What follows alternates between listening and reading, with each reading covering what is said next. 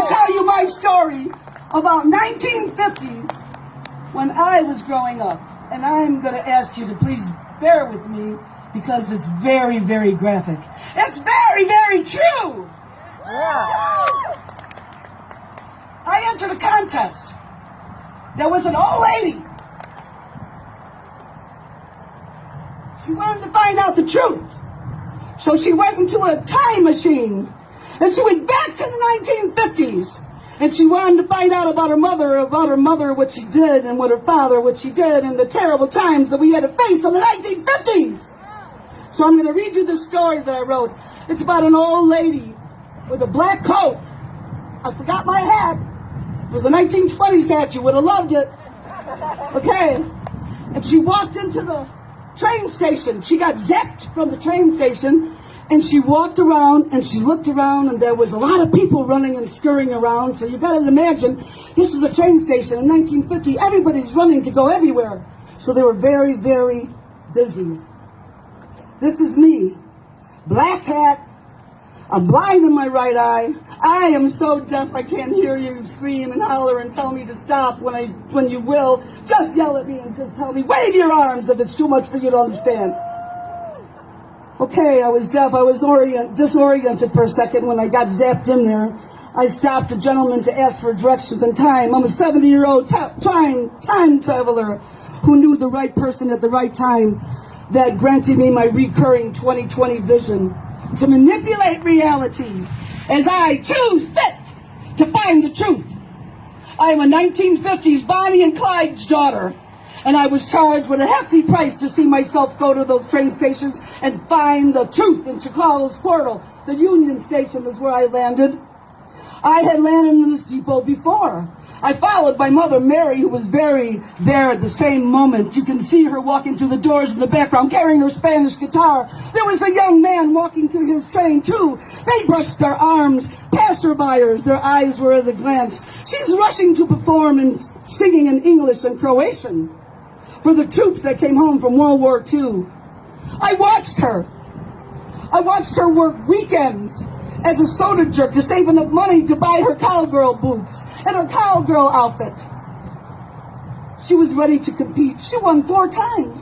4 times in the, I'm sorry, most of you probably won't know, but there was a place called the Morris B. Sachs Amateur Hour, and the broadcast on TV and radio. And she was thrilled when Mary was put songs by her records for LP vinyl records. I listened to them all the time. I sat in the front stage when Mary was opening act for her idols. She sang, I wanna be a cowboy sweetheart. And when she sang it with all her heart, and she won. She won 4 times. She won a gold watch. And she won all kinds of record cutting albums, and she made all the records. She introduced her favorite idols, Roy Rogers and Dale Evans. And she got their autograph because I sat in the pews and I watched her. And I cherished that autograph. I saw Mary go for the autographs and I cherished it. So all Mary's stardom tales in her 1945 and 1950s diaries, they were all true. No room for rumors, because I followed her and I checked them all out.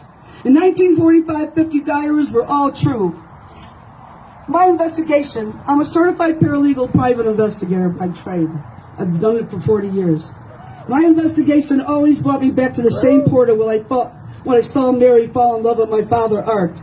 They brushed arms in this very terminal, and it was a spark of love at first sight. Art escorted Mary to her stage performances, became very sweet on her. And then it happened.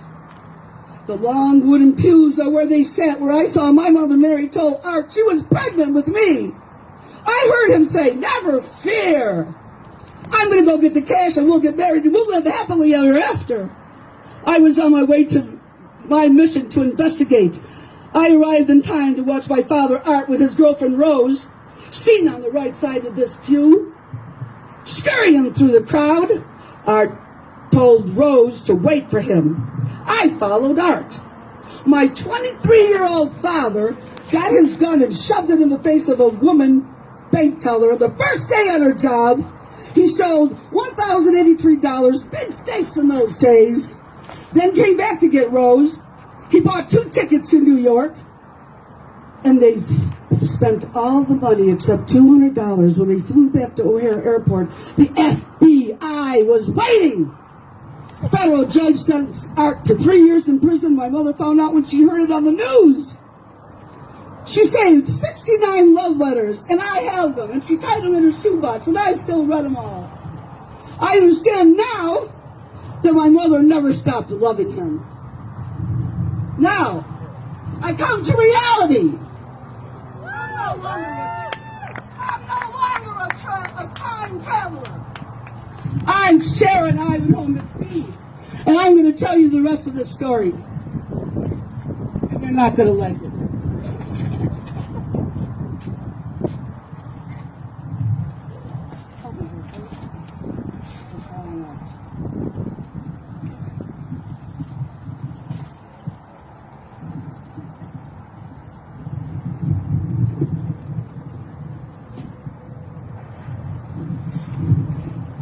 I'm not nervous, it's windy. Hey! I am the daughter of Bonnie and Clyde. I found the shoebox. And I found the newspaper articles with 69 prison love letters from my father, Art. Mary, my mother, after reading all the newspaper articles, she fell into that deep depression. My mother fell in love with Art, her cowboy sweetheart, her first love. She sang when she won those contests to him. She was looking at him. She loved him. She would soon learn that the hardest of ways, people in love are deceptive. Art was not who he was supposed to be. Mary panicked. When she missed her menstrual period, she became withdrawn, sickly, depressed.